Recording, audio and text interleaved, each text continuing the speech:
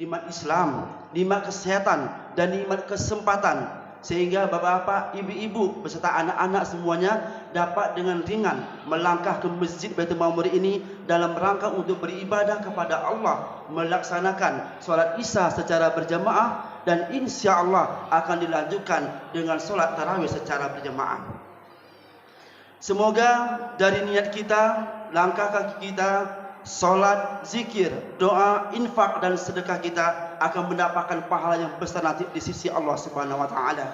Amin ya rabbal alamin. Karena sebagaimana kita ketahui, tujuan dari puasa ini adalah untuk mencapai tingkat takwa, la'allakum tattaqun. Selawat beriring salam buat baginda kita Nabi Muhammad sallallahu alaihi wasallam. Allahumma shalli ala sayyidina Muhammad wa ala ali sayyidina Muhammad sebagai uswatun hasanah, suri teladan kita yang mempunyai akhlak yang sangat mulia, budi pekerti yang sangat tinggi, dan menjadikan kita umat Islam menjadi umat yang terbaik. Dikatakan oleh Allah, kuntum khairul ummah, dan kamulah umat yang terbaik. Dan yang paling kita banggakan dan paling kita bersyukur, walaupun Nabi Muhammad tidak ada lagi bersama kita, tapi dia meninggalkan kita sebuah mujizat yang sampai sekarang masih bisa kita tengok, kita lihat, dan kita amalkan. Apa itu mujizatnya Bapak Ibu? Yaitu Al-Quranul Karim. Dengan memperbanyak kita baca selawat kepada Muhammad sallallahu alaihi wasallam, insyaallah akan mendapatkan syafaat nanti di akhir kelak.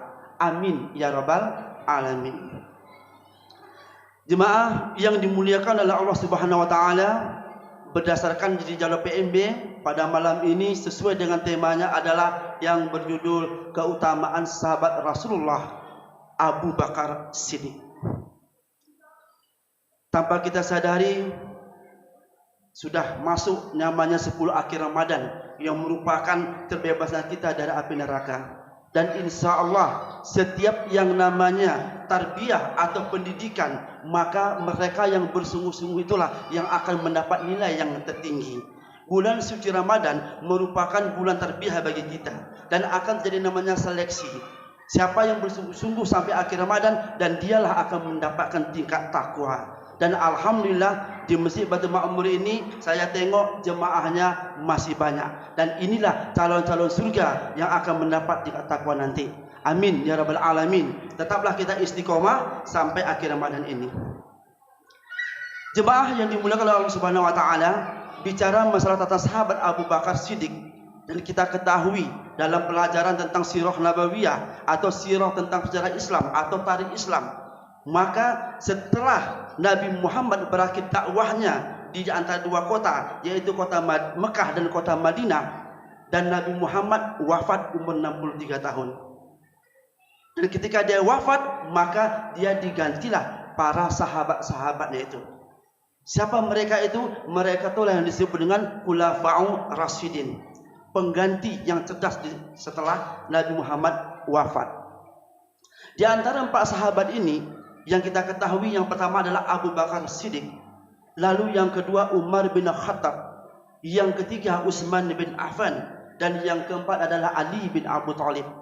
Dan malam ini adalah tentang membahas Abu Bakar Siddiq. Abu Bakar Siddiq nama aslinya adalah Abdullah bin Abu Haifah, tapi dia lebih sering dipanggil dengan Abu Bakar, yang artinya adalah dia itu suka namanya beternak onta. Makanya kata bakar itu adalah onta. Maka al-bakarah artinya adalah onta betina. Dan dialah sahabat dekat Nabi Muhammad SAW, paling dekat dengan Rasulullah. Makanya dikatakan keutamaannya itu sangat dekat dengan Rasulullah. Ada 2 keutamaan yang dimiliki oleh Abu Bakar Siddiq. Yang pertama, keutamaan ketika dia bersama Rasulullah. Yang kedua, keutamaan setelah Rasulullah wafat. Keutamaan ketika Rasulullah masih hidup, ketika Nabi Muhammad menerima wahyu yang pertama, lalu Rasulullah diangkat menjadi Rasul untuk memberikan risalah kepada orang Mekah, supaya untuk kembali lagi menyembah kepada Allah. Yang pertama kali ditemukannya adalah Abu Bakar, dan dia menyampaikan, wahai Abu Bakar, aku telah diangkat oleh Allah menjadi seorang rasul. Abu Bakar langsung mengaminkan, membenarkan, mengiyakan. Itulah makanya Rasulullah sangat kagum. Dialah salah satu sahabatnya ketika diajak untuk masuk agama Islam, tanpa ragu dia langsung masuk Islam. Yang lain itu ada yang berpikir, ada yang nanti dulu, atau mencari hal-hal yang lain dulu. Abu Bakar langsung saja. Makanya dikatakan yang laki-laki masuk agama Islam adalah Abu Bakar. Inilah keutamaan yang pertama. Lalu keutamaan yang kedua, ketika Nabi Muhammad masih hidup, ketika Rasulullah mengadakan sebuah perjalanan yang ajaib, yaitu perjalanan Isra Mi'raj. Perjalanan dari Masjidil Haram menuju ke Masjidil Aqsa, lalu Mi'raj ke langit ke-7 sampai ke Sidratul Muntaha. Hanya 1 malam saja, dan membawa sebuah pesan dari Allah, menyuruh umatnya untuk sholat 5 waktu. Ketika sudah sampai lagi ke bumi dengan 1 malam, Nabi Muhammad memberikan kabar kepada orang Mekah. Apa kata Rasulullah? Hai orang Mekah, apabila aku katakan di bukit itu ada musuh menyerang Mekah, kamu percaya enggak? Mereka mengatakan percaya. Itulah hebatnya akhlak Rasulullah. Rasulullah itu orangnya dibenarkan. Dia tidak pernah berbohong. Padahal mereka belum melihat itu, tapi sudah mengatakan percaya. Nah, ketika Rasulullah mengatakan dia seorang rasul dan dia melakukan perjalanan yang hebat, nah di situ mereka mulai ragu. Benar nggak? Perjalanan hanya 1 malam saja dari Mekah ke Palestina, lalu menuju ke langit, lalu balik lagi ke bumi dengan hitungan 1 malam. Nah, mulai ragu, ya, terutama yang tidak suka dengan dakwah Rasulullah seperti Abu Jahal, mulai mengadakan provokasi. Dikatakannya itu tidak benar. Abu Bakar tampil mengatakan bahwa aku percaya apa yang dikatakan oleh Nabi Muhammad SAW. Nah, disitulah Abu Bakar mendapat gelar Siddiq, ya, orang yang selalu membenarkan. Lalu yang ketiga, keutamaan sahabat Rasulullah Abu Bakar ini ketika Rasulullah masih hidup, yang paling mempertaruhkan nyawa adalah menemani Nabi Muhammad hijrah dari Mekah menuju ke Yastrib atau ke Madinah. Nah, ketika ada perintah hijrah, Rasulullah menyuruh para sahabat-sahabatnya, pergilah kalian hijrah ke Madinah. Mulailah para sahabatnya itu diam-diam pergi ke Madinah di malam hari supaya tidak ketahuan orang Mekah. Nabi Muhammad menunggu dulu. Kalau sudah semua umatnya sudah hijrah, baru dia hijrah. Ini baru pemimpin. Pemimpin itu seperti itu. Mementingkan dulu umatnya, bukan mementingkan dirinya sendiri. Nah, kalau kita tengok ini kan, kalau ada apa-apa kan pasti diselamatkan pemimpinnya dulu. Nah, masalah rakyatnya terserah. Tapi Rasulullah tidak. Dipastikan dulu. Dapat laporan semuanya sudah hijrah, baru Nabi Muhammad hijrah. Abu Bakar menemani. Ya Rasulullah, izinkan aku untuk menemanimu. Nah, ditemanilah Nabi Muhammad SAW melalui perjalanan yang berbeda supaya tidak terdeteksi oleh para penjajah, yaitu orang-orang Quraisy yang memusuhi Rasulullah. Hampir ketemu, lalu bersembunyilah di sebuah gua yang namanya Gua Sur, gua gelap yang hanya muat 2 orang saja. Guanya sempit tapi dalam. Kalau lihat dari luar itu tidak nampak, gelap walaupun siang hari. Nah, disinilah Allah menyelamatkan Rasulullah dan Abu Bakar. Ketika hampir menemukan gua itu, Allah perintahkan untuk laba-laba membuat sarangnya, dan disuruh merpati gurun itu untuk bertelur di pintu gua itu. Ketika mereka sampai, ditunjukkan pada itulah tempat persembunyian Muhammad dan Abu Bakar, kata mereka. Tapi mereka kaget, loh kok ada sarang laba-laba? Kalau pada ada orang masuk, pasti sarang laba-labanya rusak. Nah, inilah hebatnya Allah untuk menyelamatkan Rasulnya. Di dalam gua itu Abu Bakar tuh sangat takut sekali. Yang dikhawatirkan bukan dirinya sendiri, tapi Rasulullah. Ya Rasulullah, aku sangat takut sekali. Apa kata Rasulullah? La tahzan ya Abu Bakar, innallaha ma'ana. Janganlah bersedih wahai Abu Bakar, sesungguhnya Allah bersama kita. Allah pasti akan melindungi kita. Nah, akhirnya alhamdulillah selamatlah Abu Bakar. Nah, inilah utamaannya. Lalu setelah Rasulullah wafat, Rasulullah tidak menunjukkan pengganti.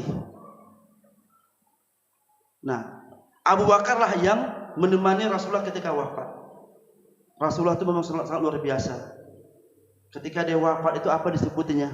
Ummati, ummati, ummati, umatku, umatku, umatku. Begitu cintanya dia Muhammad umat kita. Makanya memang betul. Apa kata dalam sebuah hadis mengatakan nanti di hari kiamat nanti Bapak Ibu hanya umat Islam lah di hari kiamat nanti di padang mahsyar nanti Nabi Muhammad hadir di tengah-tengah kita untuk memberikan syafaat. Sedangkan nabi-nabi lain tidak. Umat Nabi Musa tidak akan turun untuk umatnya. Begitu juga umat Nabi Isa, umat Nabi Nuh, enggak. Hanya umat Nabi Muhammad saja, Nabi Muhammad turun di padang mahsyar untuk memberikan syafaat. Itulah makanya kita disuruh untuk memperbanyak berselawat pada Rasulullah. Setelah Rasulullah wafat, lalu ditunjuklah oleh Umar. Ya, sebelumnya terjadi yang namanya perdebatan antara kaum Ansar dan kaum Muhajirin. Lalu akhirnya mereka sepakat Abu Bakarlah yang cocok untuk menjadi pemimpin karena begitu dekatnya dengan Nabi Muhammad SAW. Nah, berarti kita masuk ke utamaan sahabat Rasulullah setelah Nabi Muhammad wafat. Ketika dia menjadikan khalifah, hanya lebih kurang 3 tahun saja, tapi sudah melakukan gebrakan-gebrakan yang luar biasa. Apa gebrakan yang pertama? Mengutuskan panglima perang yang bernama Usamah bin Zaid untuk pergi ke Syria. Tujuannya apa? Untuk menakuti tentara Romawi supaya tidak masuk lagi di Syria. Karena di Syria itu di Tabuk itu Rasulullah sudah menang dalam perang Tabuk. Dikhawatirkan kalau tidak ada penjagaan, maka nanti Syria akan dikuasai lagi oleh Romawi atau di daerah Tabuk itu. Nah, Usamah bin Zaid itu adalah seorang panglima yang baru berumur 16 tahun. Masya Allah ya, masih remaja loh Bapak-bapak. 16 tahun sudah jadi panglima. Ya, sampai ada sahabatnya protes. Kenapa kok harus dia?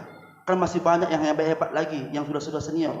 Tapi Abu Bakar mengatakan Rasulullah pernah menunjukkan Usamah untuk memimpin pasukannya menuju ke Syria itu. Lalu yang kedua keutamaannya yaitu memerangi kaum Riddah.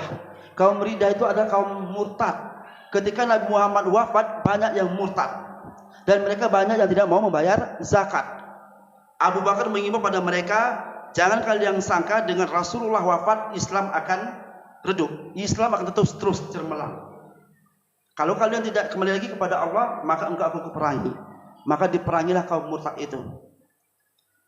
Dan alhamdulillah bisa.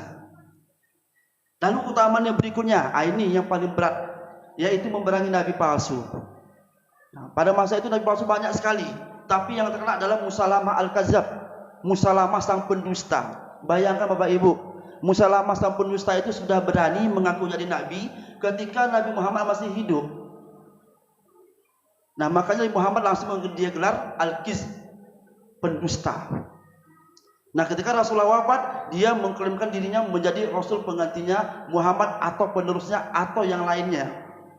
Nah, disitulah Abu Bakar memerintahkan pada Musalamah untuk bertobat atau kembali pada Islam, tapi dia tidak mau. Terjadilah perang Yamamah.